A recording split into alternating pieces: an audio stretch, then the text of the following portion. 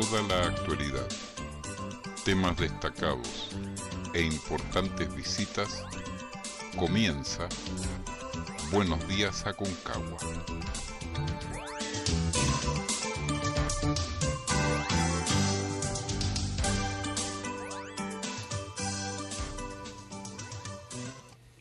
Muy buenos días amigos, ¿cómo están ustedes?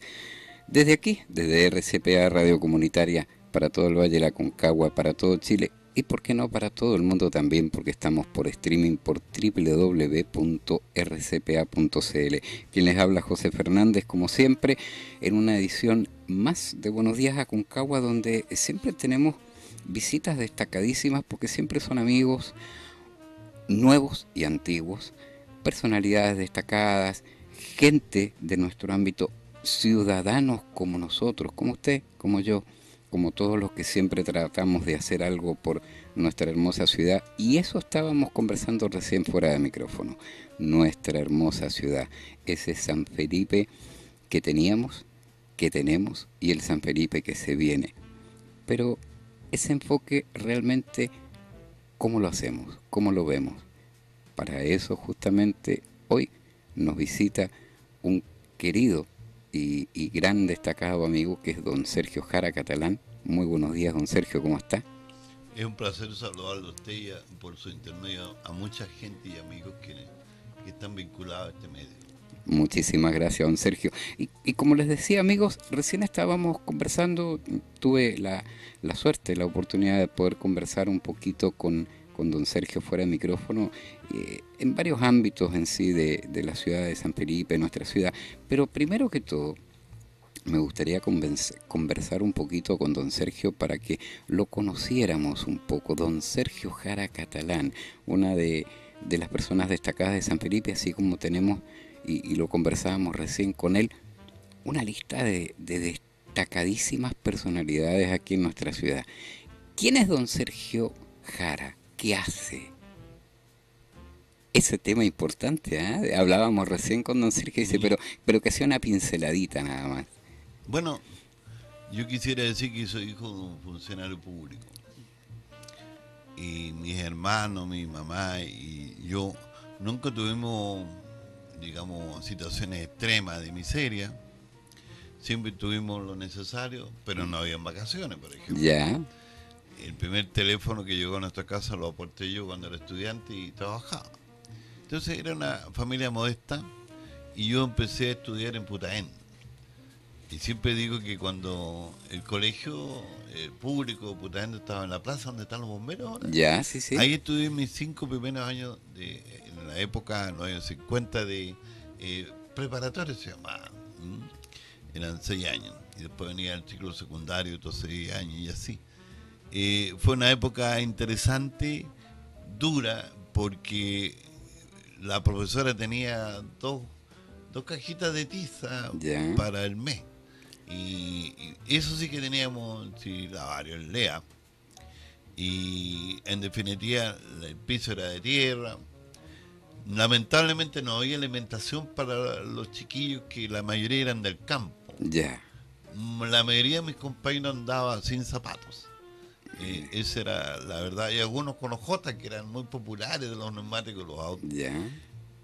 Pero nos enseñaron cosas maravillosas como aprender a leer, a escribir, sumar, dividir, hacer máscaras para los eventos internos del colegio a partir del diario Mercurio, construir máscaras en una estructura de yeso, compartir las canciones por Dios, en aquella época los profesores tenían muchísimo repertorio de canciones, tanto folclóricas como nacionales, que nos están tratando de introducir en una especie de patrimonio nacional.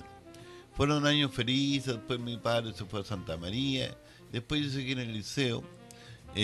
Entonces he tenido la oportunidad de seguir distintas instancias. Y después también, por supuesto, di la prueba de título académica, la primera prueba que se dio me fue muy bien. Ya. Aunque no era buen alumno, era cuatrero en algunos ramos, matemática, física, química, los que no me gustaban. Pero en literatura e historia no cabe duda que era el mejor del colegio, sin decir ninguna cosa, ni más ni menos. Entonces tuve la oportunidad, fíjese, de progresar quiero aclararle que mi madre siempre me dijo, Sergio, tú deberías irte a la Municipalidad de Santa María a trabajar allá, cuando termines tu colegio, porque en aquella época, los años 60, mucha gente se dedicaba a trabajar sin pensar en una universidad. No Ya. era una meta tan sentida la universidad. Entonces ella me decía, mira, te vas allá a trabajar a la Municipalidad de Santa María, donde está tu papá. Ahí el alcalde, el consejo te ayudará y podrás vivir una vida decente. Pero tenía, parece que más inquietud. Y esa me la dio el colegio. Ya. Dice que, aparte de que lo que tradicionalmente uno dice que tiene un buen profesor en tal ramo, tuve la oportunidad de intervenir con los bullying. El bullying normalmente es criticado, es una manera de destruir la personalidad de un estudiante. En mi caso, como era el más pajarón, no tenía gracia para los combos, para las Ya. cosas físicas, entonces que me quería felpear no tenía ningún problema. Y a alguien se le ocurrió que podía ser candidato a algo, y me metieron en el consejo curso, y de ahí no me bajaron nunca más.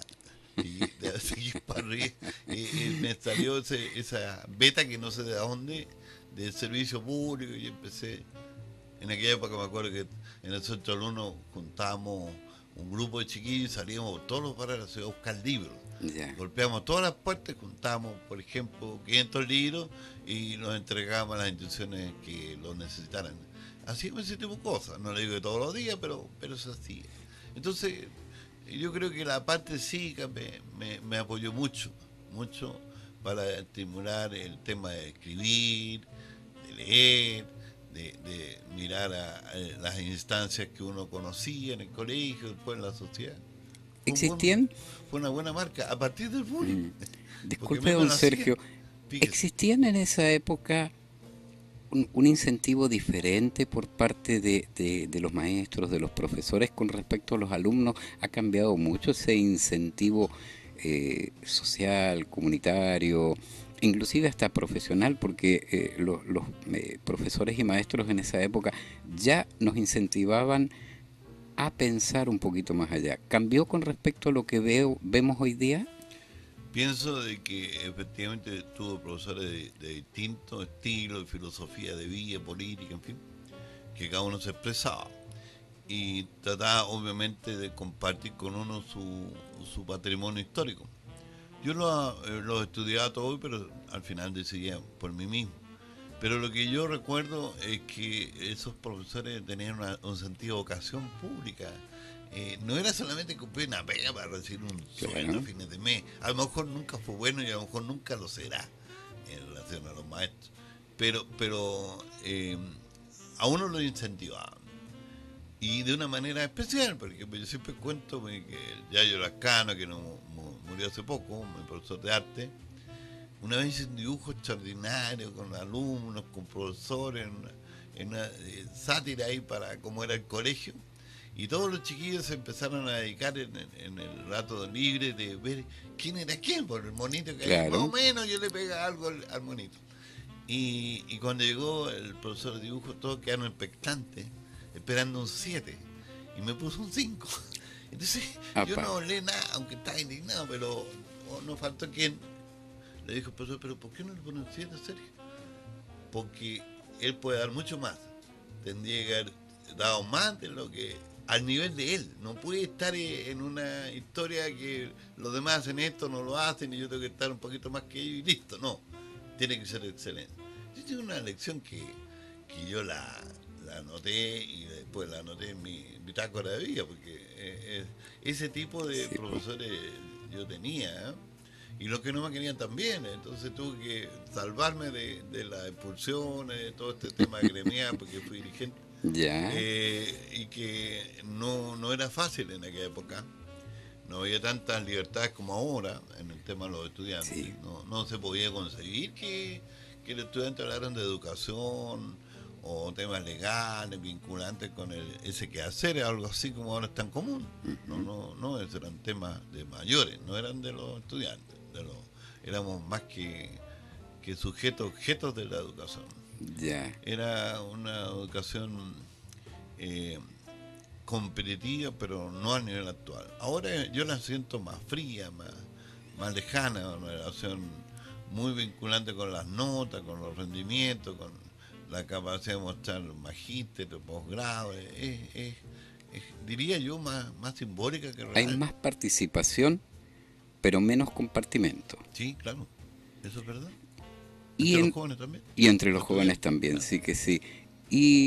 Y Sergio Jara se recibe al final De abogado. de abogado. Y quiero serle bien sincero. No sé, siempre dije, por eso uno nunca debe tirar aire, Ya, nada que no tenga bien claro. Yo dije, jamás sería abogado, porque uno pega una patada y aparece en una piedra un abogado, miles de abogados, no, eso sí que no. Eso lo dije mientras estaba en el colegio, ya, pero al final tuve que decidir y ahí me opté entre sociología y leyes. Al final el destino quiso que nos quedara en la escuela de sociología de la Católica de Santiago, que habían postulado 3.000 personas, que no era ya, fácil, y decidí seguir derecho. Y fíjense que no me gustó la carrera. No me gustó el primer tiempo porque, imagínense, en aquella época los profesores de ciencia, por ejemplo, a uno lo estimulaban, le decían, mire, usted tiene que conocer las fórmulas para desarrollar los problemas, ya, con lógica, con razonamiento, no de memoria. Entonces teníamos digamos, una tendencia de mi época, los años 60, de que la memoria no era lo más importante en la pedagogía.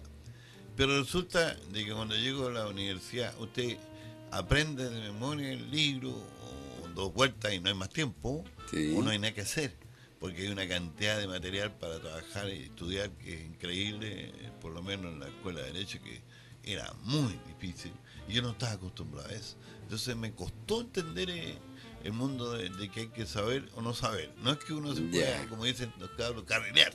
No, claro. se sabe o no sabe. ¿Ah? A don Andrés había que recitarlo de memoria, sí o sí, y se acabó. Eso era así. ¿Ah? Ahora se ha matizado un poco, pero no tanto.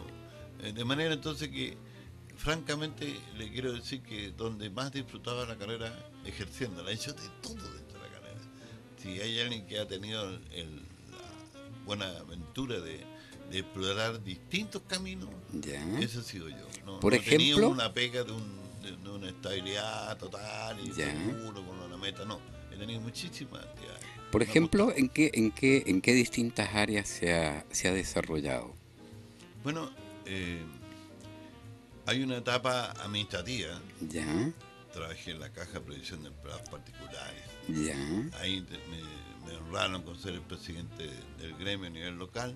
Es el edificio que ahora está en la calle Merced con Mate Las Condes. Ya no existe la Caja de Previsión de exacto, Empleados así Particulares, es. porque era una de las 30 y tantas cajas que había de previsión en su época. Entonces, ahí era el presidente del gremio y también entré a la CUT. Fui dirigente en la CUT, no, todavía no me titulaba, pero Ujú. podría que se rabiara con unos amigos de la CUT, porque como yo era socialmente individualista, entonces frente al grupo que venía armado con todos monos, le era muy complicado el debate conmigo, entonces no les gustaba del todo, pero creo que fue una buena etapa y adquirí varios amigos de distintos partidos y especialmente el mundo de la izquierda, así que tuve además después por esa misma razón de haber sido dirigente, sindical o gremial, pude ser abogado de las instituciones más importantes que había en la zona, la división andina, Ya, en aquella época existía la franco-chilena, correcto, de sí, la sí, industria automotriz en los Andes, de la sí, Peugeot y la Renault, el mundo de los sindicatos campesinos, también los asesoré durante también una época estuvo. como abogado laboralista privado. Así que fue una cosa interesante, valiosa, hice un aporte y después como que cambió el área, por ejemplo, este tema violento del cambio de etapas en Chile. Ya, Mire, seamos sinceros, yo pertenecía a la iglesia, no me formé en ningún partido político. Era miembro de la iglesia, de la JEC, Juventud Estudiantil Católica. Entonces, los sacerdotes amigos confiaron en mí, y especialmente el obispo de aquí, Enrique Alvear de la época, y me pidió que lo acompañara en algunas gestiones de derechos humanos. Seamos sinceros, yo nunca he ya, estudiado el Código de Justicia Militar, ni la ley de seguridad interior del Estado, ni estaba vinculado al mundo militar, para nada. Pero me tuve que involucrar porque era el mundo que aparecía y que no fue fácil. Muchos dolores, muchos testimonios, muchas cosas que revelan la grandeza y la miseria del ser humano. Y eso me tocó vivirlo desde el 73 hasta el 90. Y como las cosas le siguen a uno, después tuve que estar 4 años más en la Comisión de Derechos Humanos, trabajando en el tema de las leyes cumplidas. Ya. Todo el mundo dice, mire, requete fácil, ¿por qué no hicieron esto, hicieron lo otro? Oiga, don José, piensa, si usted tiene 3.000 presos, todos militantes de izquierda, en las cárceles chilenas, bien o mal encausados, pero ahí están. Y no hay ningún militar preso por nada. Y viene una democracia. ¿Cómo usted encaja eso? O mete a los que están afuera responsables de algo, porque alguna barbaridad hicieron, están, o se van los que están adentro. Claro. Y casi nadie se da cuenta que efectivamente ese gobierno cumplido, que fue un gran ministro de justicia, en los últimos días indultaron a todos los que quedan quedando. Y créeme, nadie de los que estaba ahí hizo ninguna barbaridad cuando salió para afuera, indultado personalmente por el presidente Erwin, con la confianza política que le dio Sergio Nofejar, pero dijo, no te vamos a dar de un indulto, te vamos a dar la posibilidad de que el presidente indulte a quien quiera. Y ahora el problema suyo, presidente, y si claro. todavía no le da mal. Eso casi no se dice. Bueno, y después resulta que empezó el proceso al revés. Empezaron a aparecer toda una serie de distinguidos colegas hablando sobre el tema de derechos humanos hasta los niveles que estamos ahora, que son de público conocimiento. Sí. Creo que ahí fue el error de Pinochet una vez más, de haber apechugado con la responsabilidad histórica, con lo cual habría eliminado mucho del tema del mando militar vertical. Pero no lo hizo. Como tampoco la gente izquierda creyó que la democracia burguesa en realidad era una democracia liberal que nos cuidaba a todos. Y dijeron, esto se puede cambiar rápidamente. Y no era tan así. No, no es que hemos cometido errores colectivos, yo también. ¿No? Todos somos partícipes de estos temas grandes. Y los que ya estamos viejos queremos que los jóvenes no que modifien o cambien sus conductas, sino que sepan hasta dónde se puede jugar con la estabilidad institucional, porque no es un patrimonio moral que va a estar siempre presente. Si uno no hace lo que tiene que hacer, correcto, las cosas se ponen malas. Claro. Y se suelen poner muy malas a veces, como lo hemos pasado aquí. ¿Cómo llega Sergio Jara a la parte histórica, a la parte patrimonial, a la parte histórica eclesiástica de San Felipe? Porque déjeme decirle que lo seguimos harto por las redes. Muchas gracias. Hemos visto muchísimo material invaluable con respecto al tema histórico, patrimonial, eclesiástico inclusive, de San Felipe. ¿Cómo llega Sergio Jara a esa parte? Bueno, lo que ocurre es que después que perdí las elecciones, porque yo del año 1970 me involucré en política. ¿Ya? Y mi primer cargo, y el único tal vez que he tenido político, es el de diputado, el año 1990. Correcto. Entonces quiero que la gente sepa que no es que hoy día uno menciona algo y el otro día lo tiene y está lleno de un saco de dinero como dicen algunos. Exacto. No, entonces, después que perdí, me sentí como agraviado conmigo mismo y con la ciudadanía, seamos sinceros.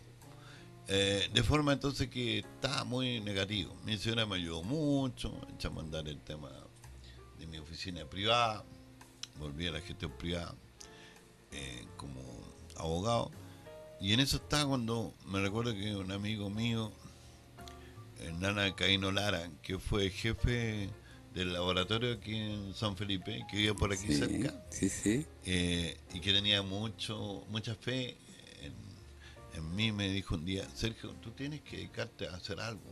Y dije, pero mira cómo me va a ir, y qué he hecho pedazo. No tengo proyecto más que profesional para poder vivir. Me dijo, tú debes ser presidente de la Sociedad de Historia y Arqueología. Pero estás enfermo. nunca me he dedicado a la sociedad en pleno. Es verdad que soy socio, pago mis cuotas, voy a esas sus reuniones, participo de sus conversaciones, pero no tengo ese sentido que tú tienes que estar adentro, porque estoy adentro, te digo, que necesitamos gente con un estilo que no es malo. El de Jaime Lepe es bastante bueno, académicamente hablando, pero otro estilo distinto. Exacto. Y yo creo que tú deberías hacerlo. Tuvimos una porfiada discusión sobre el tema y al final, como dije, algo muy cómodo. Dije, bueno, si me quieren elegir, iré. Y me eligieron, contra lo que yo pensaba. No había sido nada. Ya. Y de socio pasé a presidente en una cuestión muy brutal. Entonces, como no tenía pasado en el sentido personal, y yo trabajaba en Santiago ya, pude traer personalidades, digamos, como lo había hecho en la época de la búsqueda de la democracia.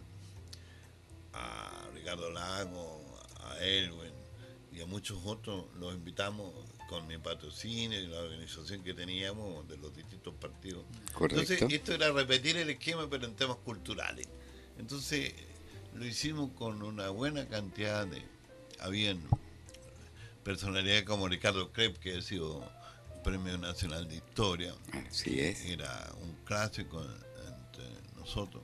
Pero todavía era Jocelyn Hall, que es un tipo conflictivo, iluminado, y además lo traje a hacer una conferencia sobre los últimos 30 años en Chile, que nadie quiere hablar mucho de eso. Exacto. Fue digamos, una sensación que provocó, se llenó el Teatro Municipal Sí, de sí. San Felipe, el actual, cuando vino, y él hizo un testimonio de su forma de entender la historia, extraordinariamente rico y con muchas controversias. Entonces, no me fue muy difícil invitar a distintos intelectuales. Tal vez me descuidé un poco en el museo, hacíamos algunas cosas, pero no como ahora. Y en definitiva, resultó eso. Quiero decirle bien claro, cuando yo entré a la sociedad, yo participaba como simple oyente en algunas tertulias que había en los años 70. Entonces, el Padre Vivas, por ejemplo, lo más tradicional, como cura de mi pueblo, con su sotana, leyendo un librito por la calle. Y el doctor Edison Pérez, un masón distinguido, de terno y corbata, doctor y líder de su institución, eran amigos entrañables. Así que cuando Pérez miraba su reloj, decía al Padre Vivas, padre, estamos en época de irnos, tenemos que irnos paso a dejar a su casa. Bueno, le decía un whiskycito final y nos vamos.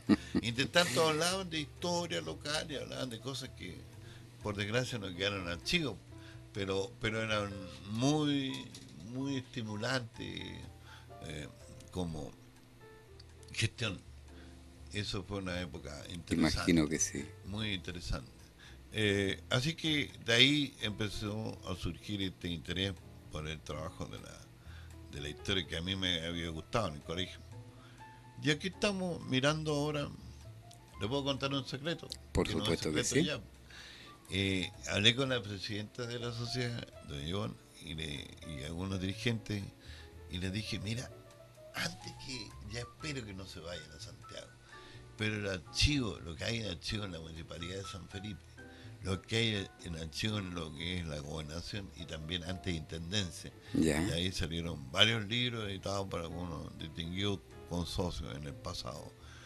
Sería interesante que, aprovechando los alumnos de la Universidad de Playa Ancha, que están estudiando historia, con sus profesores pudieran hacer ellos un análisis y orden de los archivos de manera tan disponible para cualquier persona que los quiera ver, porque ahora son un misterio que casi nadie los puede tocar. Correcto. Están desordenados, sí. Y mal habilitados.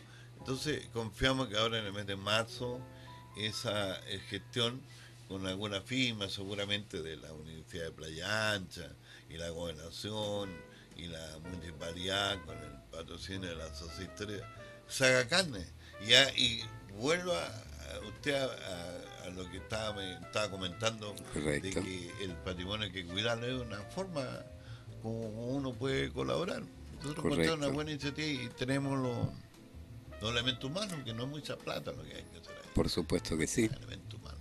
Y tenemos bueno, San Felipe tiene una historia, tiene un patrimonio espectacular, lo conversábamos fuera de micrófono con usted, don Sergio, hace un rato atrás. San Felipe tenía un título, aparte del título de las 3 veces Ciudad Heroica, tenía un título. Era la capital mundial de la uva. Sí. Así es. Que en los años 70 nos encontramos que un grupo de profesionales, de comerciantes, de empresarios en otro giro, se interesó en esta nueva realidad que ofrecía la economía guiada por los militares. Es decir, ya quedó claro que Chile era un país pequeño y si quería producir riqueza suficiente y generar buenos empleos necesitaba exportar. Correcto. Pero no iba a exportar, se perdió después, en los años 90, por ejemplo, la industria automotriz, no hubo forma de salvarla.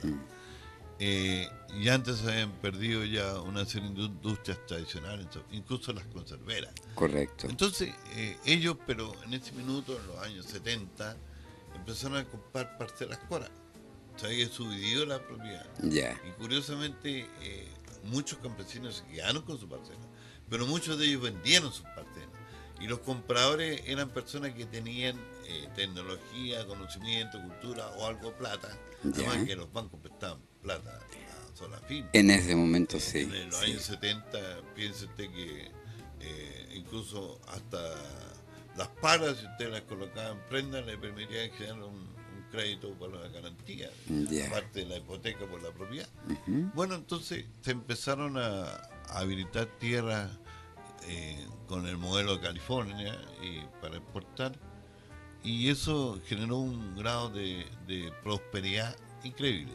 Entonces, yo me acuerdo que uno de los más célebres empresarios agrícolas de la época había sido un funcionario, me parece que de INDAP, don Seleman Sabaj. Cuando murió joven, incluso ya no solamente tenía uva, tenía otras variedades que nueces y también arándanos y también otros productos árabes. Un hombre de una visión increíble, y había sido un funcionario público y además tenía título técnico agrícola, y fue uno de los mejores empresarios que yo conocí en innovación tecnológica. Correcto. Entonces, ese mundo era huyendo, pero por desgracia, porque fue una desgracia, en los años 89, para ser más preciso, se produjo el famoso caso de la uva envenenada. De la uva envenenada, así es. Y claro, 30 años. Y que nosotros, claro, justamente este año se cumplieron los 30 años del caso de la uva envenenada. Entonces, en Estado. Si hay alguna zona, alguna realidad humana, trabajadores, profesionales, empresarios que sufrió con esto, fue esta zona. Porque a partir de un hipotético par de granos de uva envenenada, se restringieron las exportaciones de nuestros productos en Estados Unidos, en Canadá, en Europa, incluso en los países árabes. Así es. De manera que nos quedamos con toda la producción, por decirlo así, con una pérdida tremenda. Hablan de 250, 300 millones de dólares de pérdida. Así es. Y después unos juicios, pero llegamos a nada, porque la razón de Estado. Estados Unidos no va a pagar indemnizaciones, porque importa muchas cosas. Nunca pagó indemnización. Si tuviera que pagar por cualquier barbaridad que pasa, estaría empobrecido el Estado, así que ellos tienen ahí una muralla. De hecho, nosotros aquí en la radio tenemos una cápsula histórica con respecto a la uva envenenada, generada en los años 90 por Radio Superandina y un proyecto que había ahí en el gobierno a raíz del tema de la cultura y la sociedad.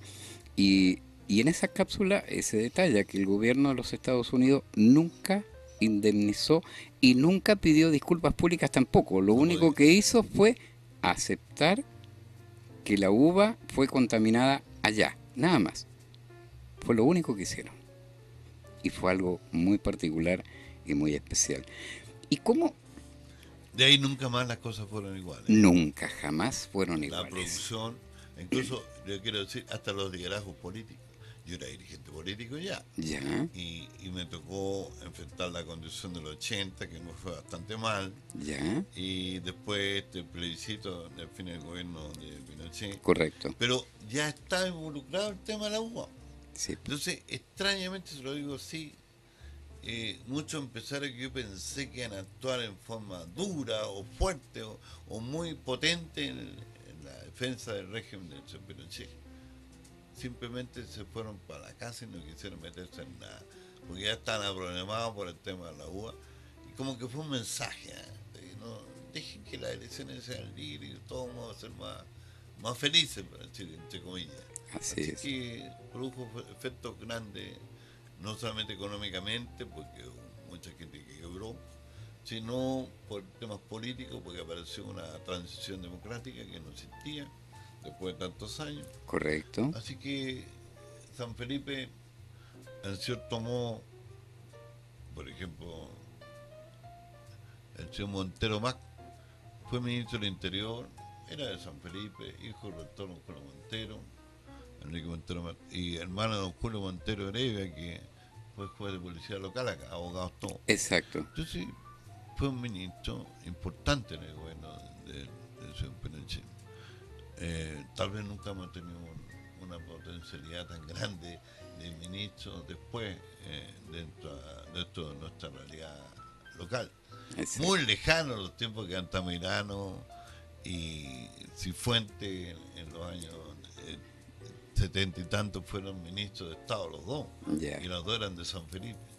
Entonces bajó el nivel político de la realidad local, y los empresarios estos que tenían dos parcelas, una parcela, tres parcelas, no eran capaces de mantener el ritmo de la competencia feroz mundial y ni cómo se gestionaba el negocio, Ya. grandes capitales. Así que desaparecieron lentamente.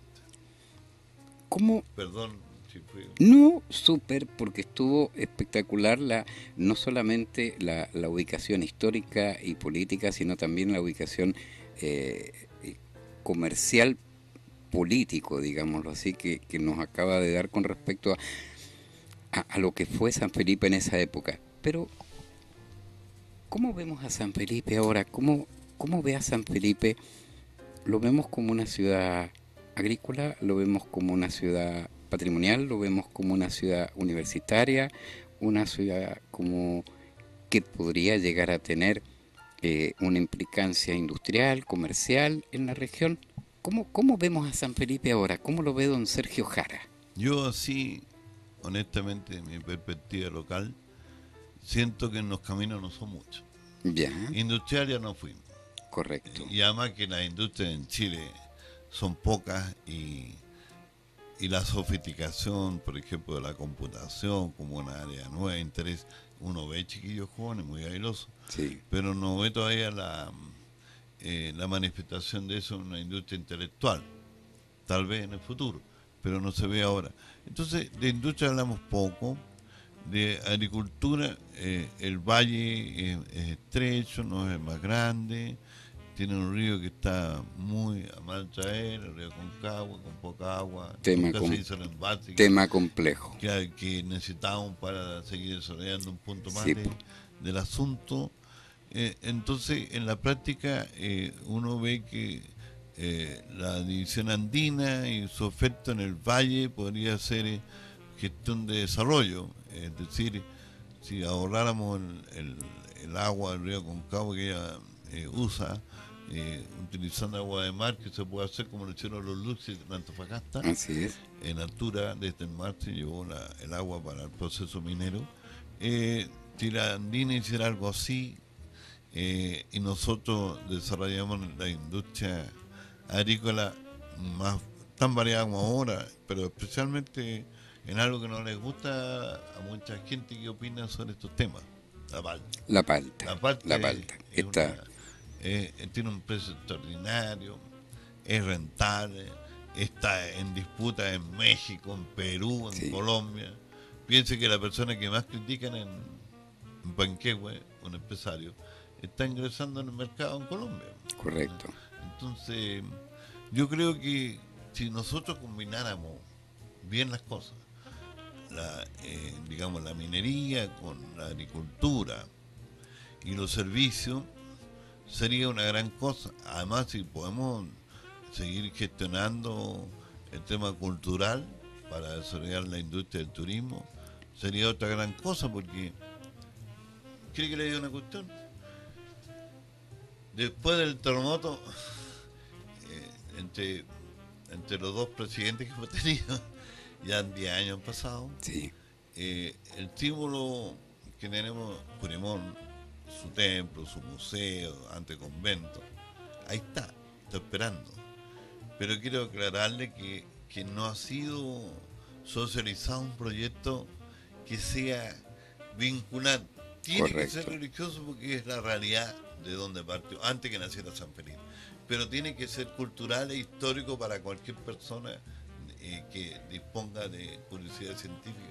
Porque ahí llegaron desde antes de los españoles, los Sí, indígenas que nos teníamos de Perú, porque después tuvimos todo el tiempo de la colonia ahí, y se desarrolló en la fundación de la ciudad. Después el combate, para mí el combate decisivo fue el que acabamos de celebrar el 12 de febrero, el de Chacabuco. exacto. Eh, Sí, sí. del 18 de septiembre es un chiste, porque ahí se juró una junta de gobierno lealtad al rey de España, que estaba en este minuto en conflicto con Napoleón Bonaparte. O sea, Exacto. otra historia distinta, yo creo. Disculpe la Y intromisión, don Sergio, ya que me yo a trae veces a... no lo dejo hablar. No, me Perdóname, es un trae defecto que dice menciona que tengo. ventaja. Yo lo veo más como virtud que como defecto. En este caso, el aporte es extraordinario a nivel histórico, cultural, social, pero como me trajo a colación el combate de Chacabuco, hay un tema ahí entre cada vez que hablamos de turismo, cada vez que hablamos de historia, cada vez que hablamos del bicentenario, por ejemplo, del cruce del ejército, nos quedamos con un poquito de resquemor porque se destaca más históricamente Putaendo por combate a las coimas que Curimón, donde el ejército llegó, donde se firmó el acta y donde después se desarrolló la batalla de Chacabuco. ¿Cómo podríamos compatibilizar esos dos temas que son tan competentes en la historia y que no los hemos logrado sociabilizar? Porque hablamos de historia e inmediatamente se dice los patos, Putaendo, las coimas. Y ahí queda.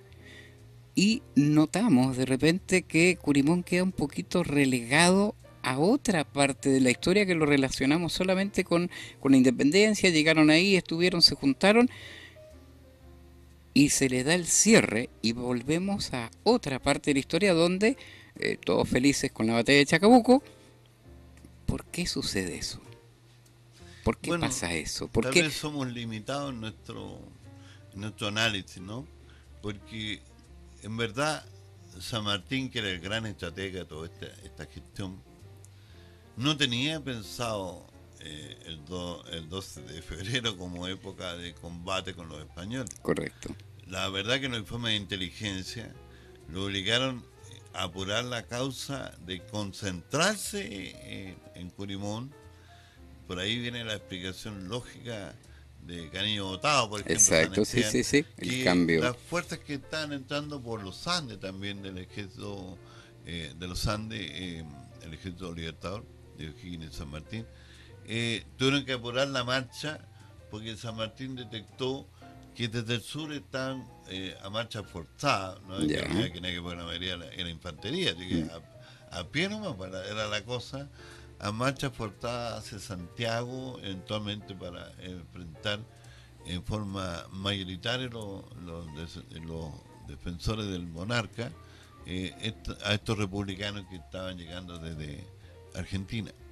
Entonces se tuvo que producir un proceso de concentración de tropas, de evaluación de la realidad y de avance decidido hacia Santiago para provocar el impacto. Entonces el genio de San Martín improvisó ahí, no era el momento, Ya, pero en el fondo Corimón fue el lugar donde se planificó las nuevas decisiones que tenía que tomar este ejército que venía llegando correcto. para poder triunfar.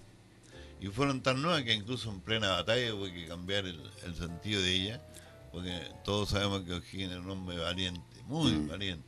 Y cuando vio los monarquistas, entonces se tiró al tiro en la loma hacia arriba. No era fácil triunfar respecto a los españoles. Felizmente San Martín se dio cuenta y el apoyo fue rápido para asegurar ese triunfo. Y con eso los patriotas consiguieron el control de Santiago, que era la ciudad capital. Correcto. Y Sí, Valparaíso, sí. que era el puerto, dijimos, tanto hacia Valparaíso ya ejercía el rol y dependía, digamos, para todo el tema del Perú, el control de Valparaíso era clave. Exacto. Clave. Oigan, de hecho, los españoles trataron de hacer algo, tienen que hacerlo por el extremo sur, no fue por Valparaíso. Exacto, Con todo lo justamente. que significa de logística eso. Y eso nos trae varias consecuencias, pero en realidad, para podernos enfocar un poquito, si tomamos esa historia, si tomamos el patrimonio que hablábamos recién del sector con respecto a la parte agrícola, a la parte minera, ¿por qué en este minuto no podemos hacer destacar la zona, por ejemplo, a nivel turístico, que es uno de los temas que conversábamos anteriormente? ¿Por qué no surgimos? ¿Qué está pasando? ¿Qué nos frena? Cuando arrastramos un patrimonio histórico, patrimonial, arrastramos un patrimonio con una excelencia en lo que era la parte agrícola, con empresas destacadas de la zona. ¿Qué nos pasó? Bueno, lo que ocurre es que tal vez estamos en los inicios de un proceso de esa naturaleza. Ya, Por ejemplo, si uno mira las viñas, yo recuerdo la forma como las viñas gestionaban con sus clientes chilenos, lo que vivimos acá, hace 30 o 20 años atrás, y el cambio ha sido fuerte. Entonces, sí, compiten entre ellas y compiten incluso con el cliente local. Entonces, una ruta del vino como que se está construyendo. ya, correcto. Eso es cierto. Tal vez falta un poco más de unidad entre ellos, pero para allá va la cosa. El tema, digamos, religioso, bueno, hay un santuario de mucha gestión en Auco que debería estar vinculado a otras realidades distintas, porque una Exacto. persona puede ser creyente, otra no, pero por ejemplo el Museo de Pedro de Cerda, este mismo, la recuperación ahí en Curimón de ese patrimonio histórico, la Casa Gabriela Mistral en los Andes. Si Otro tema usted arma importante. todo esto en un sueño de 10 años, podría tener una gestión cultural religiosa top que le permita, puede ser que sean, a lo mejor de San Antonio, del Paraíso no tengo claro, por ejemplo, a los turistas que cada vez más vienen en barco, Ujú. viajan en barco, en fin, y al parar en un puerto grande, un país, les gusta recorrerlo cercano, entonces es posible que se haga una ruta interesante manejando todas estas cosas, pero requiere cierta coherencia, cierta planificación, Así de es. mutuo beneficio. Y eso es un poco difícil porque somos demasiado individualistas nosotros. Ese es nuestro Somos muy pecado. individualistas ahora, Sí, nos fuimos muy para adentro cada sí, uno, sí, ¿sí? sí. Que el mundo moderno, las exigencias que se le plantean a cada familia, a cada persona, son de tal naturaleza que nos obligan a estar mirando lo de uno primero y después lo de uno. Y justamente relacionado a eso, San Felipe se caracteriza por tener varios tipos de organizaciones y sociedades que se han mantenido en el transcurso del tiempo. A pesar de eso, nos hemos hecho individualistas cuando compartimos harto. Pero por Dios, si usted lo mira, ve al Club San Felipe, un lugar de índole social, prestigioso, en la casa de la Gamba colonial, donde mucha gente hacía su negocio, incluso los banqueros de la ciudad. Así es. Eso ya no está ahí, desapareció eso. Uno mira la convocatoria, por ejemplo, en la misma sociedad historia nuestra es difícil, cuesta mucho. Hay que convocar y eso hay que tener mucha paciencia, en fin. Pero uno ve, con el debido respeto al mundo masónico, también con algún tipo de problema, como lo es Rotary, como son los Leones, como Correcto. son los partidos políticos, son horrorosos la falta de convocatoria. Es decir, hay gente que va, yo creo que hay una marcha por el agua, ¿no? Sí. Pero es como por el Facebook, como por los medios de alternativos de comunicación que se organiza la gente, y en la práctica los partidos no reflexionan sobre la realidad local. Es bien curioso, soy yo que los miro todo hasta donde puedo. No hay una propuesta local ni regional que convoque gente entusiasta, joven, que esté dispuesta a dar la pelea por algunos ideales. Sí, Entonces, aún en el deporte, el Club Unión San Felipe, inclusive, sí, sí. es decir, es un poquito Sí, sí. trágico el resultado de examinar nuestras instituciones sociales, porque la mayoría de ellas no tiene la convocatoria antigua, y la gente que ahora quiere participar prefiere sin casarse mucho, con un compromiso específico y punto. Así Y bien es la poco. mentalidad ahora. Como para cerrar un poquito, ya que nos hemos paseado por la historia, el patrimonio, la sociedad, la industria, la agricultura, la minería, la carrera y el estudio de don Sergio Jara Catalán, pero ¿qué esperaría don Sergio Jara de este 2019 para él y para San Felipe? Mire, en lo personal, estoy estudiando lo que pasa en el Congreso con la ley que modifica el sistema del notariado, porque mucho va a depender en mi posición, bueno, ya estoy bastante maduro, de que si no me agrada la ley no voy a hacer ninguna lita y simplemente me hago a un lado. Ya, Eso es lo que uno tiene que hacer cuando las cosas no están dadas. Entonces hay una hipótesis que termine relativamente luego mi carrera notarial en Santiago y vuelvo a la ciudad y usted me diría, aquí, bueno, lo que siempre, pues, tal vez abrir una oficina de abogado con bastante testimonio, o dedicarme un poco más a la prensa y la gestión política, pero no de un partido, sino en propuestas, ¿eh? ya, Recuerdo que Ricardo Lagos, en las últimas elecciones, trató de convocar a los ciudadanos con unas propuestas muy interesantes, que eran grandes, digamos, estudios de ingeniería y desarrollo en la ciencia política, en las leyes, en fin, que podrían servir como un salto adelante al país, porque estamos hablando que San Felipe tiene las condiciones como sí, para avanzar fuerte en el futuro, pero hay que crearlas y eso requiere mucha imaginación. Entonces, tal vez lo que haga falta es tirar ideas a la mente. Bueno. ya, Estábamos hablando recién del proceso del ejército libertador que partió en Putaendo. Bueno, yo, por mi enfermo hace no muchos días, decidí por segunda vez probar como un ciudadano la posibilidad de ver que efectivamente todo ese desarrollo heroico que hicieron los argentinos, los chilenos, los negros, y después llegó hasta Perú, porque esto fue, sí, conlleva una ruta nacional, desde la frontera hasta Putaendo, que pueda recorrer cualquiera de nosotros sin pedirle permiso a nadie.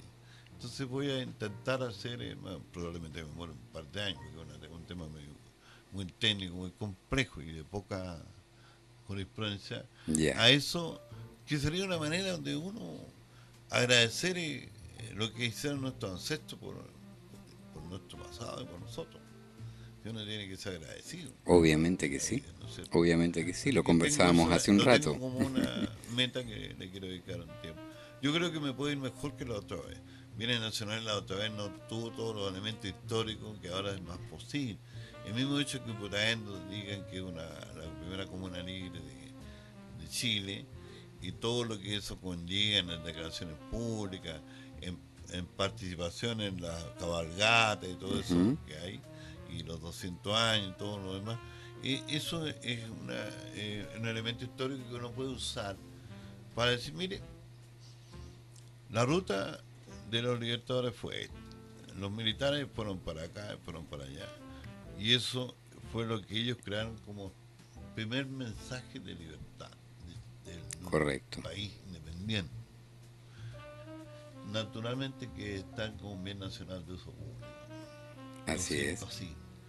Y si por alguna razón constitucional, porque no es un tema que se haya discutido nunca, no se puede, por lo menos tener claro cuántas hectáreas son los que nos faltan, y enseguida dedicarse al sano deporte de juntar la plata por el fisco para expropiar y constituir esa ruta, porque eso no, me entusiasmo con el sí, que no volvamos a tener una guerra con Argentina, no solamente porque Argentina está mal ahora, sino porque hay unas relaciones positivas entre nosotros. Correcto. Entonces hay gente que hace turismo entre Mendoza y Santiago por vía de Putaendo, San Felipe, Chacabuco y todo lo demás. Puede ser muy interesante para crear otros lazos. De hecho, no teníamos. De hecho, don Sergio, hay un punto a favor, y es una ruta que se acaba de crear hace muy poquito. Los 3 videos de esa ruta, nosotros aquí en la radio los subimos esta semana, por parte de la Argentina, hasta Putaendo.